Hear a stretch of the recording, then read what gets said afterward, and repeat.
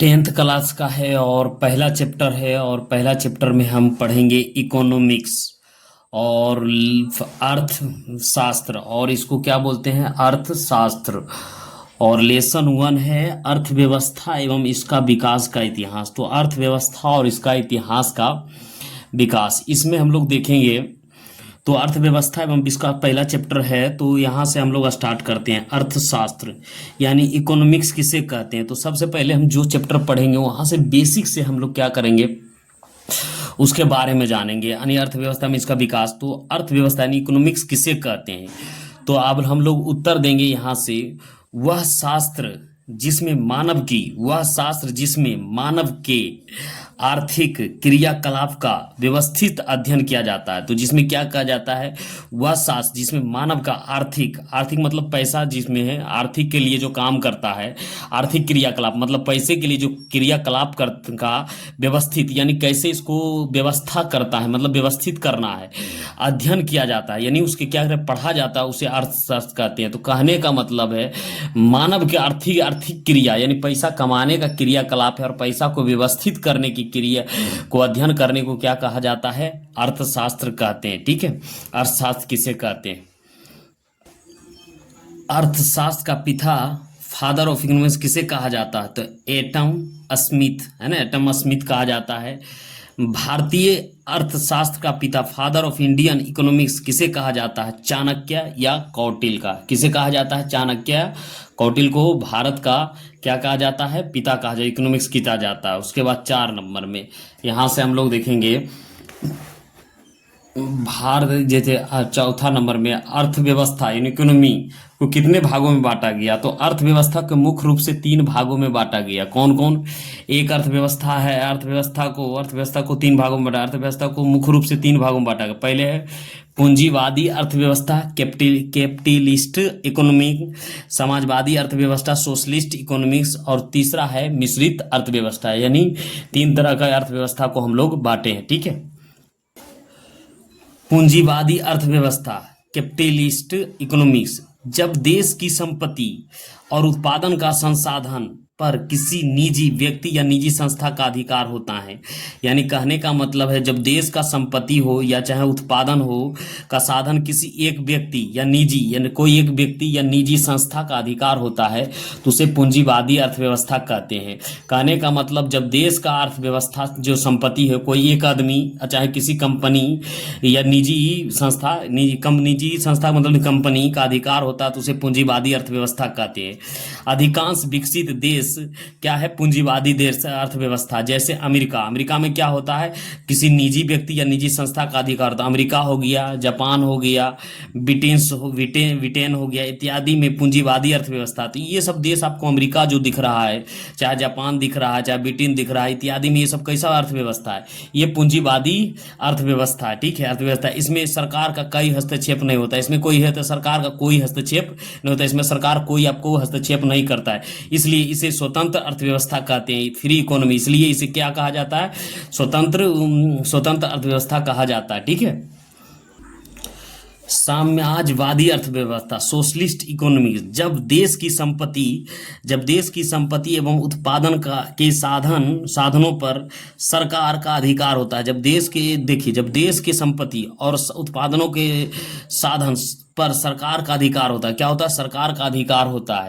अधिकार होता है तो समाजवादी अर्थव्यवस्था कहते हैं, सोशलिस्ट मिस कहते हैं। इसमें सरकार समाज के सभी लोगों के लिए और देश के विकास के लिए कार्य करती है। जैसे चीन में समाजवादी अर्थव्यवस्था, तो समाजवादी की किसमें चीन में कैसा अर्थव्यवस्था है, समाजवादी अर्थव्यवस्था है। मिश्रित अर्थव्यवस्था, जब देश की संपत्ति एवं साधनों पर निजी संस्थाओं और सरकार दोनों का अधिकार होता है तो उसे मिश्रित अर्थव्यवस्था कहते हैं, मिक्स्ड इकोनॉमिक्स कहते हैं। इसके अंतर्गत उत्पादन का साधनों पर सरकार का अधिकार निजी संस्थाओं से अधिक होता है। सरकार का क्या होता है, अधिकार होता है निजी संस्थाओं से अधिक होता है। देश के बहुत सा क्षेत्र पर केवल सरकारों का अधिकार होता है, देश के बहुत सा क्षेत्र पर क्या होता है, सरकारों का अधिकार होता है। लेकिन सरकार वस्तुओं और सेवा का उत्पादन न करके किसी निजी उद्योगपति से करवाती, जैसे भारत रूस, पाकिस्तान इत्यादि देश में मिश्रित अर्थव्यवस्था। तो इस सब देश में क्या है, मिश्रित अर्थव्यवस्था है। तो मिश्रित अर्थव्यवस्था क्या होता है, जब देश की संपत्ति एवं साधनों पर निजी संस्था और सरकार दोनों का अधिकार होता है। निजी संस्थाओं का भी अधिकार होता है और सरकार होता है, देश के संपत्ति पर दोनों का अधिकार होता है। किसका अधिकार होता है, जब देश की संपत्ति पर साधनों पर निजी संस्था का भी अधिकार, सरकार का अधिकार, इनमें दोनों का अधिकार होता है। इसे मिश्रित अर्थव्यवस्था कहती है। इसके अंतर्गत उत्पादन के साधन पर सरकार का अधिकार निजी संस्था से अधिक होता है। देश के बहुत से क्षेत्रों पर केवल सरकार का अधिकार होता है, लेकिन सरकार वस्तु और सेवा का उत्पादन न करना किसी निजी उद्योगपति से करवा, जैसे भारत, रूस, पाकिस्तान इत्यादि देश। कैसा अर्थव्यवस्था है, मिश्रित अर्थव्यवस्था है। अर्थव्यवस्था क्या है, अर्थव्यवस्था क्या है, अर्थव्यवस्था जीवन यापन के लिए अपनाई गई एक आर्थिक व्यवस्था है। तो अर्थव्यवस्था क्या है, तो इसको क्या करना है, अर्थव्यवस्था जीवन यापन के लिए अपनाई गई एक आर्थिक व्यवस्था है। अर्थव्यवस्था जो है ना, जीवन यापन के लिए अपनाई गई आर्थिक व्यवस्था है। इसके अंतर्गत मानवीय आवश्यकता को पूर्ति करने के लिए आर्थिक क्रिया का संचालन, और क्या इसका पूर्ति करने, आर्थिक क्रिया को संचालन करना तथा वस्तुओं और सेवा को उत्पादन किया जाता है। इसके अंतर्गत मानवीय आवश्यकता को पूर्ति करने के लिए आर्थिक क्रिया पर संचालन व वस्तुओं को, सेवा को उत्पादन किया जाता है। अर्थशास्त्र कितने प्रकार के होते हैं, अर्थ जो शास्त्र होते हैं वो कितने प्रकार के होते हैं। अर्थशास्त्र मुख्य रूप से दो प्रकार के होते हैं। समष्टि अर्थशास्त्र, इसमें पूरे देश का स्तर पर आर्थिक समस्याओं का अध्ययन किया जाता है। जो समष्टि अर्थशास्त्र है, इसमें क्या किया जाता है, इसमें पूरे देश के स्तर पर आर्थिक समस्या का समाधान किया जाता है। विशिष्ट अर्थशास्त्र, इसमें किसी एक व्यक्तिगत इकाई या छोटे स्तर पर आर्थिक क्रियाओं का अध्ययन किया जाता है। तो विशिष्ट क्या होता है, ये इसमें किसी व्यक्तिगत इकाई या छोटे स्तर पर आर्थिक क्रियाओं का अध्ययन किया जाता है। ठीक है। विकास के आधार पर अर्थव्यवस्था कितने प्रकार के होते हैं, यानी विकास जब करेगा तो उसके आधार पर अर्थव्यवस्था कितने प्रकार के होते हैं। तो यहाँ हम लोग को लिखना है, विकास के आधार पर अर्थव्यवस्था मुख्य रूप से दो प्रकार के होते हैं। विकास के आधार पर अर्थव्यवस्था कितने प्रकार के होते हैं, मुख्य रूप से दो प्रकार के। एक होता है विकसित अर्थव्यवस्था यानी डेवलप इकोनॉमिक्स, और एक विकासशील यानी डेवलपिंग इकोनॉमिक्स। तो दो प्रकार के होते हैं, एक विकसित अर्थव्यवस्था और दूसरा विकासशील अर्थव्यवस्था। ठीक है। तो अब हम लोग विकसित अर्थव्यवस्था के बारे में जानते हैं। तो विकसित अर्थव्यवस्था, डेवलप्ड इकोनॉमी, जिन देशों के राष्ट्रीय आय तथा प्रति व्यक्ति आय अधिक होता है। तो जहां जिस देशों में क्या होता है, राष्ट्रीय आय और प्रति व्यक्ति आय अधिक होता है, उन देशों को अर्थव्यवस्था विकसित अर्थव्यवस्था कहते हैं। देखिए राष्ट्रीय आय क्या होता है, जो साल भर में किया जाता है कैलकुलेशन, उसे राष्ट्रीय आय कहते हैं। तो वहां का जो व्यक्ति होगा उसका इनकम बहुत ज्यादा होगा और राष्ट्रीय आय बहुत ज्यादा होगा, उन्हें देश को अर्थव्यवस्था विकसित अर्थव्यवस्था कहते हैं। विकसित अर्थव्यवस्था वाले देश को विकासित देश कहते हैं, और जो विकसित जिसका अर्थव्यवस्था उसे क्या कहते हैं, विकसित। जैसे अमेरिका है क्या है, विकसित देश है। जापान क्या है, विकसित देश है। कनाडा क्या है, विकसित देश है। इत्यादि देश में विकसित अर्थव्यवस्था, यहाँ क्या है, विकसित अर्थव्यवस्था। ठीक है। उसके बाद विकासशील अर्थव्यवस्था, डेवलपिंग इकोनॉमिक्स, जिन देशों की राष्ट्रीय आय तथा प्रति व्यक्ति आय कम होती है, और जिन देशों की राष्ट्रीय आय तथा प्रति व्यक्ति आय कम होती है, उन देशों में की अर्थव्यवस्था को विकासशील अर्थव्यवस्था कहते हैं। जैसे भारत में क्या है, प्रति व्यक्ति आय भी कम है, बहुत कम पैसा में यहाँ काम करता है, बहुत कम पैसा भी मिलता है, उन देशों को विकासशील अर्थव्यवस्था। जैसे भारत, पाकिस्तान, नेपाल इत्यादि देश में विकासशील अर्थव्यवस्था। यहाँ का प्रति व्यक्ति आय कम है और यहाँ राष्ट्रीय आय भी कम है, इसलिए इसे कौन सा देश कहते हैं, विकासशील अर्थव्यवस्था कहते हैं। विकसित अर्थव्यवस्था, डेवलप इकोनॉमिक्स वाले देश के लोग का जीवन स्तर कैसा होता है। विकसित अर्थव्यवस्था वाले देश को लोगों का जीवन स्तर कैसा होता है, तो विकसित अर्थव्यवस्था वाले लोगों को जीवन स्तर ऊंचा यानी हाई होता है, बहुत ऊंचा होता है। ठीक है। तो पूछेगा विकसित लोगों का जीवन कैसा होता था, ऊंचा होता है। 9 में विकासशील अर्थव्यवस्था, डेवलपिंग इकोनॉमिक्स वाले देश के लोगों का जीवन स्तर कैसा होता है, यानी विकासशील अर्थव्यवस्था वाले देश के जीवन स्तर कैसा होता है। तो विकासशील अर्थव्यवस्था वाले देश को लोगों का जीवन स्तर निम्न होता है, यानी लो या सामान्य होता है। ठीक है। 10 में क्या कह रहा है, व्यवसाय एवं आर्थिक क्रियाओं के आधार पर अर्थव्यवस्था को कितने भागों में बांटा गया। व्यवसाय एवं आर्थिक क्रियाओं के आधार पर अर्थव्यवस्था को 3 क्षेत्रों में बांटा गया। कितने बांटों में बांटा गया है, 3 क्षेत्र में। पहला है प्राथमिक क्षेत्र, जिसको इंग्लिश में बोलते हैं प्राइमरी सेक्टर। दूसरा है द्वितीय क्षेत्र, सेकेंडरी सेक्टर। तीसरा क्या है, तृतीय सेक्टर, ट्रेडर सेक्टर। तो प्राथमिक क्षेत्र के बारे में जानेंगे, फिर द्वितीय और तृतीय जानेंगे। ठीक है। तो प्राथमिक क्षेत्र है ना, प्राइमरी प्राथमिक क्षेत्र या प्राइमरी सेक्टर, कृषि से संबंधित क्षेत्रों को प्राथमिक क्षेत्र कहते हैं। तो कृषि से जो भी कार्य होगा कृषि से उसे क्या करेंगे, प्राथमिक क्षेत्र कहते हैं। इस क्षेत्र के अंतर्गत पशुपालन होता है, खेती होता है, वानिकी होता है यानी जंगल वगैरह जो भी लकड़ी काटन वो क्या होता है, मत्स्य पालन, खनन इत्यादि आते हैं। प्राथमिक क्षेत्र उद्योग के लिए कच्चे माल का व्यवस्था करवाता है। प्राथमिक उद्योग क्षेत्र वाले क्या कच्चे माल की व्यवस्था करते हैं। प्राथमिक क्षेत्र की कृषि क्षेत्र भी कहा जाता है। प्राथमिक क्षेत्र को क्या कहा जाता है, कृषि क्षेत्र भी कहा जाता है। द्वितीय क्षेत्र सेकेंडरी सेक्टर, उद्योग से संबंधित क्षेत्र को द्वितीय क्षेत्र कहता है। इस क्षेत्र के अंतर्गत कच्चे माल से वस्तु का निर्माण, खाद उद्योग, वस्त्र उद्योग, सीमेंट उद्योग इत्यादि आते हैं। इस क्षेत्र के औद्योगिक क्षेत्र भी कहते हैं। तो इस क्षेत्र को क्या कहता है, औद्योगिक क्षेत्र कहते हैं। तीसरा नंबर में क्या है, तीसरा नंबर में हम लोग का है, तीसरा नंबर में है ये, तीसरा नंबर में क्या कर रहा है, तृतीय क्षेत्र, सेवा से संबंधित क्षेत्र को तृतीय क्षेत्र कहते हैं। इस क्षेत्र के अंतर्गत वस्तुओं को उत्पादन में सहायता करने वाली सेवा जैसे संचार हो गया, परिवहन हो गया, व्यापार हो गया, बैंकिंग हो गया, बीमा हो गया, शैक्षणिक एवं प्रशासनिक प्रकाशन इत्यादि आते हैं। इस क्षेत्र को सेवा क्षेत्र भी कहा जाता है। आर्थिक विकास, इकोनॉमिक डेवलपमेंट तथा आर्थिक वृद्धि में क्या अंतर है। आर्थिक विकास और आर्थिक वृद्धि में क्या अंतर है। तो सामान्यतः आर्थिक विकास और आर्थिक वृद्धि में कोई अंतर नहीं माना जाता। तो सामान्यतः क्या करता है, आर्थिक विकास होता है और आर्थिक वृद्धि में कोई अंतर नहीं माना जाता है। दोनों शब्दों को एक दूसरे के स्थान पर प्रयोग किया जाता है और दोनों शब्दों को एक दूसरे के स्थान पर क्या किया जाता है, प्रयोग किया जाता है। लेकिन कुछ अर्थशास्त्रियों ने इनके बीच अंतर बताया, लेकिन कुछ शास्त्रियों ने क्या बताया, इनके बीच अंतर बताया। श्रीमती उर्सुला हिक्स के अनुसार आर्थिक विकास शब्द का प्रयोग विकासशील देश के लिए किया जाता के लिए तथा आर्थिक वृद्धि शब्द का प्रयोग विकसित देश के लिए किया जाता है। यही दोनों में अंतर है। सतत विकास से आप क्या समझते हैं, तो ऐसा विकास जो जारी रह सके, ऐसा विकास जो जारी रह सके और टिकाऊ बना रहे, और ऐसा विकास जो जारी रह सके और टिकाऊ बना रहे उसे सतत विकास कहते हैं। उसे क्या कहते हैं, सतत विकास कहते हैं। सतत विकास में वर्तमान पीढ़ी के साथ साथ यानी भविष्य की पीढ़ी को भी ध्यान रखा जाता है। साथ साथ क्या रहता है, वर्तमान पीढ़ी को साथ साथ भविष्य की पीढ़ी को भी ध्यान रखा जाता है। इसके अंतर्गत भविष्य की आवश्यकताओं को ध्यान में रखते हुए वर्तमान की आवश्यकता को पूरा करने पर जोर दिया जाता है। और क्या करता है, वैसे आवश्यकता को जोर दिया जाता है।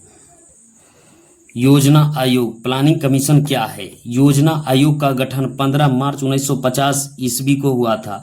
योजना आयोग का गठन 15 मार्च 1950 ईस्वी को हुआ था। इसके प्रथम अध्यक्ष पंडित जवाहरलाल नेहरू थे और उसका क्या था, पंडित जवाहरलाल नेहरू थे। योजना आयोग का तत्कालीन अध्यक्ष, योजना आयोग का अध्यक्ष तत्कालीन प्रधानमंत्री होता है। इसका अध्यक्ष कौन होता है, प्रधानमंत्री होता है। 1 जनवरी 2015 को योजना आयोग का नाम बदलकर नीति आयोग कर दिया गया है। वर्तमान में नीति आयोग का अध्यक्ष श्री नरेंद्र मोदी है। योजना आयोग के देश के आर्थिक विकास के लिए कार्य करता है। आर्थिक विकास, इकोनॉमिक डेवलपमेंट क्या है। तो आर्थिक विकास की परिभाषा को लेकर अर्थशास्त्रियों में काफी मतभेद हैं। तो आर्थिक विकास की परिभाषा को लेकर क्या अर्थशास्त्रियों में काफी मतभेद है। रोटोसोव के अनुसार आर्थिक विकास श्रम शक्ति में वृद्धि की दर तथा जनसंख्या में वृद्धि की दर के बीच संबंध है। प्रोफेसर मेयर एवं वेलोडिवन के अनुसार आर्थिक विकास एवं एक ऐसी प्रक्रिया है जिसके द्वारा दीर्घकाल में किसी अर्थव्यवस्था वास्तविक राष्ट्रीय आय में वृद्धि होती है। उपनिवेश क्या है। जब कोई शक्तिशाली देश अपने से कमजोर देश पर अपना अधिकार स्थापित कर लेता है और वहां अपना शासन चलाने लगता है तो वह कमजोर देश उस शक्तिशाली देश का उपनिवेश कहलाता है। जैसे भारत लगभग 200 वर्षों तक ब्रिटिश शासन का क्या रहा था, एक उपनिवेश रहा था। आर्थिक क्रियाएं, इकोनॉमिक्स एक्टिविटीज किसे कहते हैं, वह सभी क्रियाएं जिनसे हमें आय प्राप्त होती हैं आर्थिक क्रियाएं कहलाती हैं। आर्थिक नियोजन, इकोनॉमिक्स प्लानिंग क्या है। राष्ट्र की प्राथमिकताओं के अनुसार देश के संसाधनों का विभिन्न विकासात्मक क्रियाओं में प्रयोग करना ही आर्थिक नियोजन कहलाता है। तो राष्ट्र के आर्थिक नियोजन क्या है, तो राष्ट्र की प्राथमिकता के अनुसार देश के संसाधनों के विभिन्न विकास क्रियाओं में प्रयोग करना ही आर्थिक नियोजन कहलाता है। पंचवर्षीय योजना 5 ईयर प्लान, पंचवर्षीय योजना 5 ईयर पर शुरू कब हुई थी? तो 1991 ईस्वी में, 1991 में। प्रथम पंचवर्षीय योजना की अवधि क्या थी? 1991 से लेकर 1956 ईस्वी तक। 20 में भारत में प्रथम चुनाव फर्स्ट जनरल इलेक्शन कब हुआ था? 1991, 1992 ईस्वी के, मुख्यतः 1992 में हुआ था। ठीक है। राष्ट्रीय विकास परिषद डेवलपमेंट काउंसिलिंग एनडीसी क्या है? तो राष्ट्रीय विकास परिषद नेशनल डेवलपमेंट काउंसिलिंग एनडीसी क्या है? तो राष्ट्रीय विकास परिषद एनडीसी एक ऐसी संस्था है जो आर्थिक नियोजन हेतु राज्य सरकार तथा योजना आयोग के बीच तालमेल तथा आपसी सहयोग बनाए रखने का कार्य करता है। राष्ट्रीय विकास परिषद एनडीसी का गठन 6 अगस्त 19 तो देखिए अपनी सहयोग बनाए रखने का कार्य करता है। राष्ट्रीय विकास का एनडीसी का गठन 6 अगस्त 1992 को किया गया था। सभी राज्य के मुख्यमंत्री एनडीसी का सदस्य होता है। प्रत्येक पंचवर्षीय योजना बनाने का कार्य योजना आयोग का होता है और अंत में राष्ट्रीय विकास का परिषद द्वारा उन्हें अनुमोदित पास किया जाता है। वस्तु विनिमय प्रणाली ट्रेड सिस्टम क्या है? एक वस्तु से दूसरी वस्तु को आदान प्रदान करना ही वस्तु विनिमय प्रणाली कहलाता है। विनिमय मतलब आदान प्रदान करना कहलाता है। जैसे गेहूं के बदले गधा या अन्य वस्तु सामग्री लेना, चावल के बदले कपड़ा लेना इत्यादि। प्राचीन समय में वस्तु विनिमय प्रणाली अत्यधिक प्रचलित थी। समावेशी विकास इंक्लूसिव ग्रोथ से आप क्या समझते हैं? यानी समावेशी विकास से आप क्या समझते हैं? तो आर्थिक विकास की जिस पद्धति या प्रक्रिया से समाज के सभी वर्गों का जीवन स्तर ऊंचा हो जाए तथा समाज के कोई भी वर्ग विकास का लाभ से अछूता ना रहे, तो विकास की ऐसी प्रक्रिया को समावेशी विकास कहते हैं। ठीक है। तो समावेशी विकास समझ में आ गया। तो जीवन मतलब समाज के हर व्यक्ति का जीवन स्तर हो जाए तो उसे क्या कोई भी लाभ से वंचित ना, उसे क्या कहते हैं? समावेशी विकास। मुद्रा प्रणाली मनी सिस्टम क्या है? यहाँ देखेंगे मुद्रा प्रणाली है ना। मुद्रा प्रणाली क्या है? मुद्रा प्रणाली क्या है? तो मुद्रा पैसे के माध्यम से मानकर वस्तु और सेवा को विनिमय खरीद बिक्री करना मुद्रिक प्रणाली कहता है। इसमें पहले कोई वस्तु या सेवा बेचकर मुद्रा प्राप्त की जाती है और फिर उसी मुद्रा से अपनी जरूरत के अन्य वस्तु खरीदी जाती है। जैसे मुद्रा देकर कपड़ा या सब्जी खरीदना, ये सब क्या है? मुद्रा प्रणाली है। ठीक है। बैंकिंग प्रणाली क्या है? अब हम लोग आगे में करेंगे बैंकिंग प्रणाली क्या है। तो बैंकिंग प्रणाली क्या है यानी बैंकिंग सिस्टम क्या है? वित्तीय संस्था बैंकों के माध्यम से देश में मुद्रा को लेन देन, शाखा ऋण के निर्माण तथा चेक ड्राफ्ट या डिजिटल माध्यम से द्वारा धन का हस्तांतरण को संचालन करना ही बैंकिंग प्रणाली कहलाता है। यह देश के आर्थिक विकास के मुख्य आधार होती हैं। यह देश के क्या होता है? मुख्य आधार होती हैं। कोरो बैंकिंग प्रणाली, कोरो बैंकिंग सिस्टम सीबीएस क्या है? जब बैंक के सभी शाखाएं एक केंद्रीय कंप्यूटर नेटवर्क से जुड़ी होती हैं, जिसे कोई भी खाता धारक अपने बैंक के किसी भी शाखा से अपना खाता का संचालन, जैसे पैसा निकाल जमा करना या ट्रांसफर करना, किसी भी समय और कहीं से भी कर सकता है, तो उसे कोरो बैंकिंग प्रणाली सीबीएसई कहते हैं। प्रश्न, प्लास्टिक मुद्रा क्या है? यानी प्लास्टिक मुद्रा क्या है? तो प्लास्टिक से बनी विभिन्न प्रकार के कड़ी को जिनके उपयोग वित्तीय लेन देन या खरीद बिक्री के लिए मुद्रा के रूप में किया जाता है, प्लास्टिक मुद्रा कहलाता है। जैसे डेबिट कार्ड और क्रेडिट कार्ड, ये सब क्या है? प्लास्टिक मुद्रा बहुत टिकाऊ होता है। प्लास्टिक मुद्रा क्या होता है? बहुत टिकाऊ होता है और इसे एक स्थान से दूसरे स्थान पर ले जाना बहुत आसान होता है। और इसे एक स्थान से दूसरे स्थान ले जाना क्या होता है? बहुत ही आसान होता है। एटीएम क्या है? एटीएम प्लास्टिक मुद्रा का एक रूप है। एटीएम क्या है? प्लास्टिक मुद्रा का एक रूप है। इसका पूरा नाम ऑटोमेटेड टेलर मशीन होता है। यह मशीन खाता धारक को 24 घंटा रुपया निकालने और जमा कराने की स्वचालित सेवा प्रदान करती हैं। भारत में सभी व्यावसायिक बैंक जैसे एसबीआई, बीओआई, पीएनबी इत्यादि द्वारा अपने ग्राहकों को यह सेवा प्रदान की जाती है। एटीएम का उपयोग करने के लिए एक गुप्त पिन पर्सनल आइडेंटिफिकेशन नंबर होता है, जिसकी सहायता से मशीन से पैसे निकाला जाता है। क्रेडिट कार्ड क्या है? क्रेडिट कार्ड प्लास्टिक मुद्रा का एक रूप है। क्रेडिट कार्ड क्या है? प्लास्टिक मुद्रा का एक रूप है जिससे बैंक अपनी ग्राहकों की शाखा फाइनेंशियल रिपुटेशन के आधार पर जारी करता है। इस कार्ड के माध्यम से खाता धारक अपने खातों में जमा राशि से अधिक बैंक द्वारा निर्धारित एक निश्चित सीमा तक की राशि उपयोग या खरीदारी कर सकता है। कार्ड का द्वारा खर्च की गई इसी राशि को एक निश्चित समय अवधि के भीतर बैंक में ब्याज या बिना ब्याज के वापस भुगतान करना पड़ता है। आधारभूत संरचना इंफ्रास्ट्रक्चर क्या है? आधारभूत संरचना से आप क्या समझते हैं? तो आधारभूत संरचना, आधारीय संरचना का अर्थ उन सुविधाओं तथा सेवाओं से हैं जो देश की आर्थिक विकास के लिए सहायक होती हैं। जो देश के क्या है? आर्थिक विकास के लिए सहायक होती हैं, जैसे संचार। आधारभूत संरचना, आधारीय संरचना का अर्थ उन सुविधाओं तथा सेवाओं जो देश के आर्थिक विकास के क्या लिए सहायता होती हैं, जैसे संचार हो गया, बैंकिंग हो गया, बिजली हो गया, स्कूल हो गया, अस्पताल। ये सब क्या करता है? देश को अस्पताल, परिवहन इत्यादि, ये सब देश के विकास में क्या करता है? सहायता करता है। उसे आधारभूत संरचना कहते हैं। किसी भी देश के आर्थिक विकास में आधारभूत संरचना का महत्वपूर्ण योगदान होता है। जैसे देश का इंफ्रास्ट्रक्चर, आधारभूत संरचना जितना मजबूत होता है वह देश उतना ही अधिक विकसित होता है। तो जिस देश में संचार ज़्यादा काम करेगा, बैंकिंग ज़्यादा करेगा, बिजली ज़्यादा करेगा, स्कूल का संख्या ज़्यादा पड़ेगा, अस्पताल का ज़्यादा रहेगा, तो उसमें आर्थिक विकास ज़्यादा होगा, तो उसका अब क्या होता है? जीवन स्तर जरा ऊंचा, मतलब हाई ऊंचा होता। राष्ट्रीय आय किसे कहते हैं? नेशनल इनकम किसे कहते हैं? किसी भी देश में एक वर्ष की अवधि में उत्पादित सभी अंतिम वस्तुओं एवं सेवाओं के मुद्रित मूल्य के कुल योग के राष्ट्रीय आय नेशनल इनकम कहते हैं। जिस देश की राष्ट्रीय आय अधिक होती है वह देश विकसित होता है, और जिस देश का राष्ट्रीय आय कम होता है वह देश विकासशील अथवा अविकसित होता है। तो क्या होता है? जिस देश का राष्ट्रीय विकसित वह अविकसित होता है।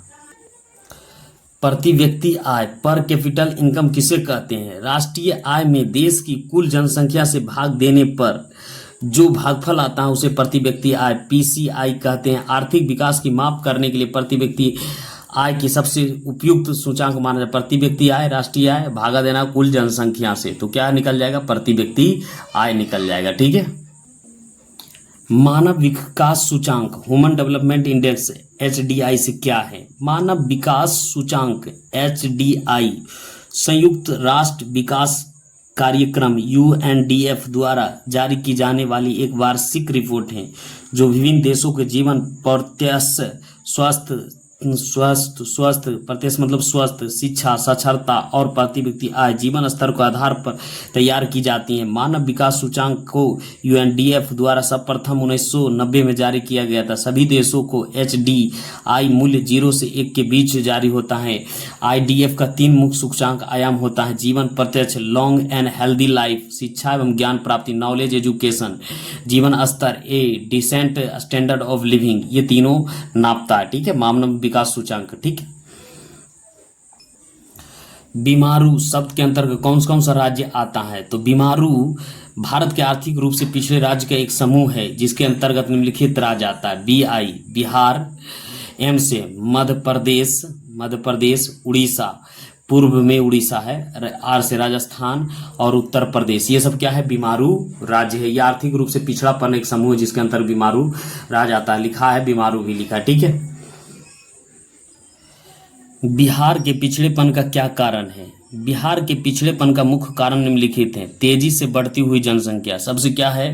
तेजी से बढ़ती हुई जनसंख्या है। आधारभूत संरचना, इंफ्रास्ट्रक्चर का अभाव, कृषि पर अधिक निर्भरता, और कृषि पर भी अधिक निर्भरता रहता है बिहार के लोग। बाढ़ तथा सूखा से भारी क्षति, हर साल बाढ़ आता सूख जाता। उद्योग पिछड़ापन, उद्योग में बहुत पीछे। अत्यंत गरीबी, खराब विविध व्यवस्था, कानून व्यवस्था बहुत खराब है। कुशल प्रशासन का अभाव, कुशल प्रशासन, शिक्षा का अभाव, और सब क्या है? शिक्षा का अभाव। ये सब बिहार का पिछड़ापन का मुख्य कारण है। बिहार के पिछड़ेपन को दूर करने का उपाय लिखिए। बिहार के पिछड़ेपन को दूर करने का मुख्य उपाय लिखिए: जनसंख्या पर नियंत्रण, पहला क्या करना है? जनसंख्या पर नियंत्रण, बाढ़ पर नियंत्रण, कृषि का विकास, आधारभूत संरचना का विकास, उद्योग का विकास, गरीबी दूर करना, विविध व्यवस्था, कानून व्यवस्था में सुधार, स्वच्छता तथा ईमानदारी पर और प्रशासन, शिक्षा में सुधार। ये सब क्या है? तो ये सब बिहार का गरीबी को दूर कर सकता है। बिहार के आर्थिक पिछड़ेपन का मुख्य कारण का विस्तार से व्याख्या करें। तो बिहार के आर्थिक पिछड़ेपन का मुख्य कारण निम्नलिखित है। तेजी से बढ़ती हुई जनसंख्या, पहला क्या है, तेजी से बढ़ती हुई संख्या। बिहार में जनसंख्या काफी तेजी से बढ़ रही है, जिसका कारण बिहार के विकास के लिए संसाधन की कमी होती जा रही है। और क्या है, संसाधन की कमी होती जा रही है। आधारभूत संरचना का अभाव, किसी भी देश या राज्य के विकास के लिए मजबूत आधारभूत संरचना इंफ्रास्ट्रक्चर का होना बहुत जरूरी है, लेकिन बिहार इस मामले में काफी पीछे है। और बिहार इस मामले में क्या है, काफी पीछे है। यहाँ परिवहन, संचार, बिजली, शिक्षा तथा स्वास्थ्य सुविधा का भारी कमी है। और यहाँ विशेष शिक्षा क्या है, भारी कमी है। कृषि पर अत्यंत निर्भरता, बिहार की अर्थव्यवस्था पूरी तरह से कृषि पर आधारित है। यहाँ के अधिकांश जनता जैविक के लिए कृषि पर निर्भर है, लेकिन बिहार की कृषि काफी पिछड़ी हुई है, जिसके कारण यहाँ कृषि का उत्पादन काफी कम है। बाढ़ तथा सूखे से भारी क्षति, बिहार में हर साल कम या अधिक बाढ़ आना तय है। खास तौर पर उत्तरी बिहार में बाढ़ के कारण सबसे ज्यादा जान माल की क्षति होती है। इसके विपरीत सूखे के कारण भी बिहार बहुत से जिलों में, विशेषकर दक्षिण बिहार में कृषि का उत्पादन ठीक से नहीं हो पाता है। औद्योगिक पिछड़ापन, बिहार में बड़े उद्योग के भारी अभाव है, जिसके कारण यहाँ का बहुत से लोग रोजगार और पलायन करने के लिए मजबूर है ना। उसके बाद पचमा छठा में अत्यंत गरीबी, बिहार ऐसा राज्य है जहां गरीबी के भार काफी अधिक है। यहाँ के लोग को प्रति आय काफी कम है। आर्थिक विकास के आधार पर बिहार के भारत का सबसे पिछड़ा हुआ राज्य है। खराब विधि व्यवस्था, बिहार में खराब कानून विधि व्यवस्था के होने के कारण यहाँ के लोग शांतिपूर्ण नए उद्योग धंधे नहीं चला पा रहे हैं और बाहरी निवेश भी यहाँ आने से कतराते हैं। कुशल प्रशासन का अभाव, बिहार के प्रशासनिक स्थिति काफी कमजोर है। यहाँ भ्रष्टाचार का बोलबाला है, जहाँ के कुछ जहाँ के कुछ प्रशासनिक अधिकारी भ्रष्टाचार को रोकने में पूरी तरह सक्षम साबित नहीं हो रहा है। और 10वां क्या है, 9वां में क्या है, शिक्षा का, बिहार में शिक्षा का स्तर काफी पिछड़ा हुआ है। बिहार के सरकारी स्कूल की स्थिति प्राइवेट स्कूल की स्थिति की तुलना में काफी दयनीय है, लेकिन सरकार इस व्यवस्था पर कोई विशेष ध्यान नहीं है। बिहार के पिछड़ेपन को दूर करने का उपाय, जनसंख्या पर नियंत्रण, बिहार में तेजी से बढ़ती हुई जनसंख्या पर रोक लगाई जानी चाहिए। इसके लिए परिवार नियोजन कार्यक्रम के व्यापक रूप से लागू किया जाना चाहिए। कृषि का विकास, बिहार में कृषि का विकास के लिए नए वैज्ञानिक यंत्र, उत्तम खाद और उन्नत बीज का प्रयोग किया जाना चाहिए। साथ ही समय समय पर उत्तम सिंचाई की सुविधा उपलब्ध होनी चाहिए। बाढ़ पर नियंत्रण, बिहार में प्रत्येक वर्ष बाढ़ का कारण काफी जान माल की क्षति होती है और फसल भी बर्बाद हो जाता है। इसलिए बाढ़ से बचाव के लिए नदियों पर मजबूत बांध का निर्माण किया जाना चाहिए, है ना। आधारभूत संरचना, बिहार में बिजली, सड़क व्यवस्था, स्कूल, अस्पताल आदि की सेवा के काफी कमजोर है। इसलिए इन सभी नागरिक सेवा का क्षेत्र में तेजी से सुधार किया जाना चाहिए। उद्योग का विकास, बिहार में नए उद्योग के विकास के होना चाहिए। बिहार में चीनी उद्योग का संख्या अधिक है, लेकिन उनमें से बहुत सी मिल बंद पड़ी है। इन सभी को पुनः चालू कर आर्थिक स्थिति में सुधार किया जाना चाहिए। बिहार गरीबी दूर करना, बिहार में गरीबी रेखा के नीचे लगभग 42% से अधिक लोग जीवन बसर कर रहे हैं। इसलिए इन्हें रोजगार प्राप्त करने के लिए और आत्मनिर्भर बनाने के लिए युवाओं को उचित व्यावसायिक प्रशिक्षण ट्रेनिंग दिया जाना चाहिए। विविध व्यवस्था में सुधार, बिहार के कानून और विविध व्यवस्था में व्यापक सुधार किया जाना चाहिए ताकि राज्य में शांति का माहौल बने। इसके साथ ही समय समय पर बिजली, सड़क की मुरम्मत, सिंचाई व्यवस्था और स्वास्थ्य आदि नागरिकों सेवा पर विशेष ध्यान देना चाहिए। स्वस्थ एवं ईमानदारी प्रशासन, स्वस्थ एवं ईमानदारी पर 8 नंबर, बिहार की आर्थिक विकास के लिए बिहार में एक पारदर्शी, स्वस्थ एवं ईमानदार प्रशासन का होना बेहद जरूरी ताकि सरकारी योजना का लाभ सीधे जनता तक पहुंचे। शिक्षा में सुधार, बिहार की शिक्षा व्यवस्था में सुधार करने के लिए नए स्कूल और कॉलेज की स्थापना की जानी चाहिए। उनमें से उत्तम पढ़ाई, गुणवत्तापूर्ण शिक्षा की व्यवस्था होनी चाहिए। बिहार के गरीब से गरीब बच्चों को शिक्षित करने में हर संभव प्रयास करना चाहिए। किस अर्थशास्त्री ने कहा था कि गरीबी कैंसर के रोग की तरह है? प्रसिद्ध अर्थशास्त्री कुजेनेट ने कहा था। कृषि जनहित उद्योग से आप क्या समझते हैं? ऐसा उद्योग जो कृषि उत्पादन पर आश्रित होता है, अर्थात जिसके कच्चे माल कृषि से प्राप्त होता है, उसे कृषि जनहित उद्योग कहते हैं। जैसे अचार उद्योग, चीनी उद्योग, कपड़ा उद्योग, जूट उद्योग इत्यादि। नरेगा नरेगा क्या अथवा राष्ट्रीय ग्रामीण रोजगार गारंटी अधिनियम क्या है? तो इसके बारे में नरेगा क्या है अथवा राष्ट्रीय ग्रामीण विकास रोजगार गारंटी अधिनियम क्या है? तो यहाँ से उत्तर हम लोग लिखना रहे। राष्ट्रीय ग्रामीण रोजगार गारंटी अधिनियम, national rural employment guarantee act, ग्रामीण क्षेत्र के लोग को रोजगार प्रदान करने वाली एक राष्ट्रीय योजना है। इसे सफेद में नरेगा कहते हैं। इसके अंतर्गत ग्रामीण क्षेत्र के परिवार को बेशक सदस्य को एक वर्ष में कम से कम 100 दिन के लिए रोजगार देने की कानूनी गारंटी व्यवस्था है। कहना 100 दिनों की गारंटी व्यवस्था है। इसके लिए न्यूनतम मजदूरी भी निर्धारित की गई। ग्रामीण रोजगार देने वाली इस योजना के विश्व के सबसे बड़ी रोजगार योजना कहा जाता है। नरेगा अधिनियम 2005 में पारित हुआ। योजना की शुरुआत 2 फरवरी 2006 से हुआ। नाम परिवर्तन 2 अक्टूबर 2009 को इसका नाम बदलकर मनरेगा महात्मा गांधी राष्ट्रीय ग्रामीण रोजगार अधिनियम कर दिया गया है। अब मोस्ट इम्पोर्टेंट फुल फॉर्म, और ये इकोनॉमिक्स में पूछता है मोस्ट, तो ये क्या अगर मोस्ट इम्पोर्टेंट फुल फॉर्म महत्वपूर्ण रूप में CBS कोर बैंकिंग सिस्टम या core banking system, NDC national development counselling, ED economics development, NI national income, PCI पर capital income, WDR world development report, HDI human development index. तो ये सबको क्या करना है, आप लोग को लिख लेना, ठीक है। पंचवर्षीय योजना 5 ईयर प्लान क्या है? देश के योजना आयोग अब नीति आयोग के सरकार द्वारा प्रत्येक 5 वर्ष के लिए लोगों के आर्थिक और सामाजिक विकास के लिए जो योजना तैयार की जाती हैं उसी योजना के पंचवर्षीय योजना कहते हैं। भारत में इसकी शुरुआत 1991 में हुई थी। प्रथम योजना का अवधि 1991 से 1956 में थी। उसके बाद यहाँ से एक और अंतिम है, अर्थव्यवस्था का संरचना, स्ट्रक्चर ऑफ इकोनॉमी से आप क्या समझ? अर्थव्यवस्था की संरचना का मतलब विभिन्न प्रकार के उत्पादन क्षेत्रों में इसके विभाजन से अर्थ, जैसे कृषि उद्योग, व्यापार, बैंकिंग, परिवहन इत्यादि।